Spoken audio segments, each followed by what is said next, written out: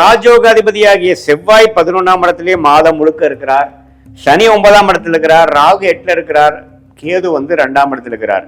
இதுல என்ன ஒரு விஷயம்னா, சுக்கிரன் ராசிக்குள்ளேயே ஜூலை மாதம் முதல் வாரம் இருக்கிறார். செகண்ட் வீக்ல இருந்து பாத்தீங்கன்னா 2ஆம் இடத்துக்கு அதிகமான சில வருமானங்கள், பணம் கையில காசு கொஞ்சம் நிக்கிற மாதிரி சேர்ற மாதிரி கேதுவோட சேர்ந்து சுக்கிரன் வருவது இல்லற வாழ்க்கைக்கு, காதல் விஷயத்துக்கு, பண வரவுக்கு, இது மாதிரி வீடு வண்டி வாகனம் அது மாதிரி விஷயத்துக்கு, சுகபோகமான சில விஷயங்கள் செய்துக்கிறதுக்கு எல்லாத்துக்குமே ஒரு நல்ல ஒரு மாதமாக கடகராசிக்காரர்களுக்கு இந்த ஜூலை மாதம் வருகிறது. அதே சமயத்துல புதன் வக்ரமாக 12ஆம் இடத்துக்கு போகும்பொழுது சில சுப விரயங்கள், இப்போ பல நாளா நம்ம சில விஷயங்களை யோசிச்சுட்டு இருந்தது, இப்பதான் நம்ம கொஞ்சம் சுப விரயம் செய்யக்கூடிய, ஒரு இன்வெஸ்ட்மெண்ட் பண்ணக்கூடிய, ஃபியூச்சருக்காக ஒன்றில் ஒரு ஸ்கூலில் படிக்கிறாங்க குழந்தைங்கன்னா அவங்களுக்கு வேணுங்கிறதுக்காக ஒரு இன்வெஸ்ட்மெண்ட் பண்ணுறது, ஒரு இன்சூரன்ஸ் பாலிசி எடுக்கிறது, இப்போதைக்கு ஓடுறதோட இன்னைக்கு வாழ்ந்தமா இன்னைக்கு செலவு பண்ணமான்னு இல்லாமல் நாளைக்கு பற்றி யோசிக்கக்கூடிய ஒரு மாதமாக, ஒரு பிளானிங்க்கு உகந்த ஒரு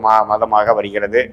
சூரியனு ராசிக்குள்ள வரார் மாதத்தின் செகண்ட் ஹாஃப், அதுவும் நல்லது. 2ஆம் வீட்டதிபதியே ராசிக்குள்ள இருந்து குருங்கிற ஒரு சுபகிரகத்தோட சேரும் பொழுது வருமானம் பெறுகிறது.